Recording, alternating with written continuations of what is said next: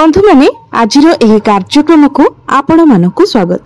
आजिर एही कार्यक्रमटी कर्कट राशि व्यक्ति विशेष मानक पई बहुत गुरुत्वपूर्ण अटे। आजिर एही वीडियोटी कर्कट राशि व्यक्ति विशेष मानक पई बहुत खास हेबाको जाउछि, कारण 2026 मसीहार आरंभरु ही आपणक जीवन रे एक धमाका हेबाको जाउछि, एक विस्फोरण हेबाको जाउछि जहा आपण केबे कल्पना मध्य करि परिबे नाही।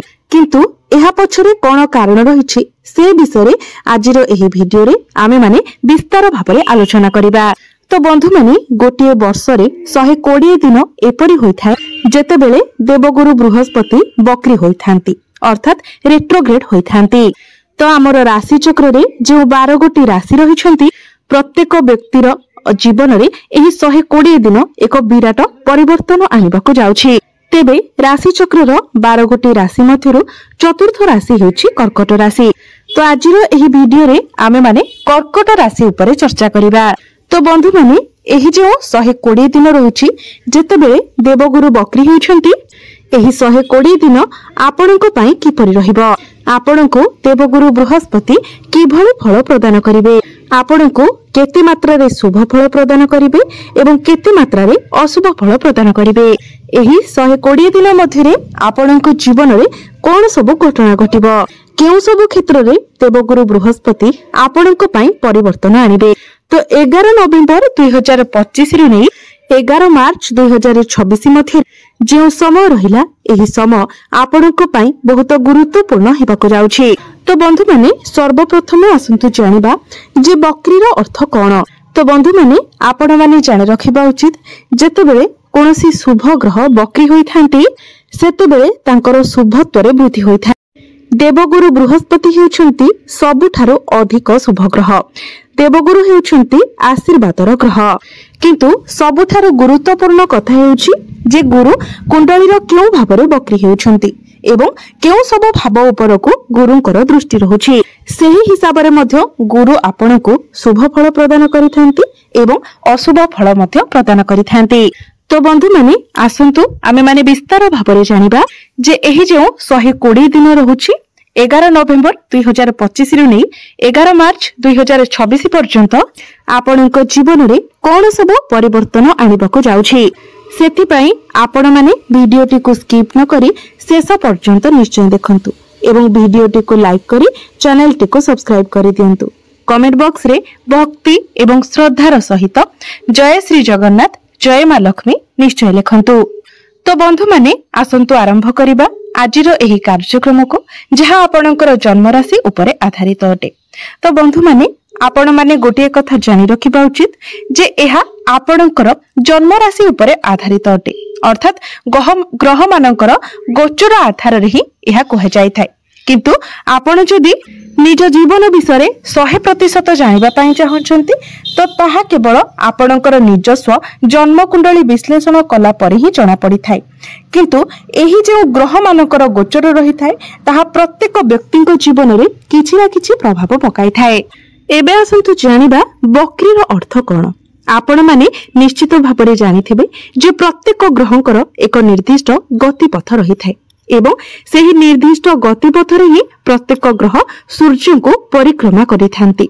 किंतु जेतेबेले सूर्य एवं सेही ग्रह मध्यरे पृथ्वी आसी जाए एवं ग्रह ठारू पृथ्वी आगको चली जाई थाए सेतेबेले आमको एभली प्रतीयमान होइथाए जेमिति ग्रहटी बक्री होई जाइछंती, किंतु वास्तव रे एपरि किछि होई न थाए। केवल सेही ग्रहकर गति रे किछिटा परिवर्तन आसी थाए, किंतु यह प्रत्येक राशिर व्यक्ति विशेष मानक जीवन को बहुत अधिक भाव में प्रभावित करिथाय। यह फल रे प्रत्येक व्यक्ति जीवन रे एक बड़ परिवर्तन आसी थाए। तो एबे आसंतु जानिबा एही जो 120 दिन रहिला ताहा आपणक जीवन रे कोन सब परिवर्तन आनिबाको जाउछि। तेबे बंधु माने गुरु आपणक राशि रे ही अर्थात आपणकर प्रथम भाव रे ही बक्री हेउछंती। गुरु जो भाव में बक्री होइथांती सेही भाव सह जड़ित कार्य गुड़िको पूरा करिथांती, सेही भाव सह जड़ित इच्छा गुड़िको मध्य गुरु पूर्ण करिथांती। तो बंधु माने प्रथम भावटी होइथांती आपण निजे क्यों भली अटंती ताहा आपणकर प्रथम भावरु ही जणा पड़ी थाए। आपणकर स्वास्थ्य, आपणकर प्रकृति आपणकर विचार सबकिछि प्रथम भावरु ही जना जाय थाए। तो गुरु जेतेबेले आपणकर प्रथम भावरे बक्री हेबे तो सर्वप्रथमे तो पूर्वरु जदि आपणकर किछि स्वास्थ्य जनित समस्या थिला तो से सब दूर हो जिवो। आपणकर इम्यूनिटी सिस्टम स्ट्रांग हेबो। आपण निजर स्वास्थ्य रे बहुत भलो परिवर्तन देखिबा को पाइबे। एहा व्यतीत आपण निजर क्रोध निजर एग्रेशन उपरे मध्य कंट्रोल करिवे। निजर प्रकृति रे आपण परिवर्तन आनिबे। आपणक मध्यरे मैच्योरिटी लेवल बढ़िबो, ज्ञान बढ़िबो। आपणक मध्यरे सब स्किल गुडिकर इंप्रूवमेंट हेबो। आपण निजर स्वास्थ्य प्रति यत्नशील हेबे। आपण निजे निजर को सुधारिबे। आपणक मध्यरे जहाँ भी किछि खराब थिला आपण निजे ही से सब को बाहर करि देबे। एपरि कि आपणकर सामना पाला मध्य आपणक मध्यरे परिवर्तन को लक्ष्य करि पारिबे। जदि पूर्वरु आपण कोनोसी भी इलीगल काम करूथिले, भूल कार्य करूथिले तो से सब को मध्य आपण सुधारिबाको चेष्टा करिवे। जदि आपण कोनोसी निशा द्रव्यर सेवन करूथिले तो सेथिरो मध्य आपण बाहरी आसीबाको चेष्टा करिवे। एहा व्यतीत गुरुंकर दृष्टि आपणकर पंचम भाव, सप्तम भाव एवं नवम भाव उपरे रहुछि।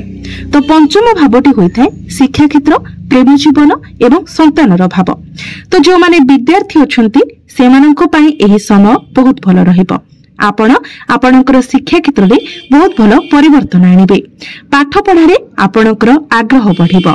आपणक मध्यरे बुद्धिमत्ता बढ़िबो, ज्ञान बढ़िबो। जदि आपण किछि एडमिशन लेबा पई चाहुथिले, फॉर्म फिलअप करबा पई चाहुथिले तो एही 120 दिन मध्यरे आपण ताहा निश्चित भाबरे करि पारिबे। जो माने संतान सुखर कामना करूथिले सेमानंकु संतान सुखर प्राप्ति हेबो। एवं आपणकर जदि संतान अछंती तो संतानक तरफरु आपणकु कोनोसी खुशी खबर मिलि पारे। आपणकर संतानक पई आपण समाज रे प्रशंसित हेबे। बंधु माने गुरुंकर दृष्टि पंचम भाव उपरे रहुथिबा कारणरु आपणकर प्रेम जीवन रे मध्य आपण सुधार देखिबाको पाइबे। कारण गुरु हेउछंती आपणकर नवम भावर अधिपति। तो नवम भावर अधिपति होई गुरु आपणकर प्रथम भावरे गोचर करूछंती। गुरुंकर दृष्टि नवम भाव सहित आपणकर पंचम भाव उपरे रहुछि। तो प्रेम जीवन रे मध्य आपणकु आपणक भाग्यर साथ मिलिबो। जदि आपण प्रेम विवाह करबाको चाहुथिले तो आपणकर स्वप्न पूर्ण हेबो। आपणकर प्रेम विवाहर रूप नै पारे। आपणक मध्यरे जदि पूर्वरो किछि डिस्टर्बेंस थिला, मतांतर मतभेद चलिथिला तो से सब दूर हो जिवो। आपणक मध्यरे भल पाइबा बढ़िबो, बुझामणा भल रहिबो, ताळमेळ भल रहिबो। आपणक मध्यरे फीलिंग्स बहुत भल रहिबो। गुरुंकर दृष्टि आपणकर सप्तम भाव उपरे रहुछि। सप्तम भावटी होइथाय वैवाहिक जीवनर भाव, डेली इनकम रो भाव, पार्टनरशिप रो भाव। तो आपणकर वैवाहिक जीवन मध्य बहुत भल रहिबो। जो मानकर विवाह बयस होई जायथिले मध्य विवाह होई पारु नथिला तो आपणक घर को विवाह प्रस्ताव आसीबो एवं आपणकर विवाह मध्य स्थिर हो जिवो। एवं जदि पूर्वरु आपणकर वैवाहिक जीवन रे कोनोसी प्रकारर समस्या लागि रहिथिला तो ताहा मध्य समाधान होई जिवो। आपणक मध्यरे भल पाइबा बढ़िबो, बुझामणा भल रहिबो। आपण दुई जण मिसे किछि फैमिली प्लानिंग करि पारंती। एही समय आपण एपरि किछि कार्य करि पारंती जेउथिरे आपणकर डेली इनकम बढ़िबो। किंबा जदि आपण पार्टनरशिप बिजनेस करबा पई चाहुथिले तो ताहा मध्य आपण आरंभ करि पारिबे।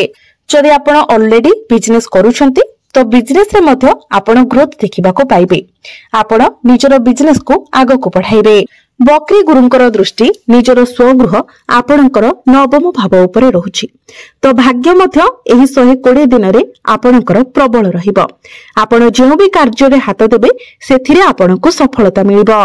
तो भाग्य संबंधित आपण जे कोनोसी कार्य करबा पई चाहुचंती ता निश्चित भाबरे आपण करि पारिबे।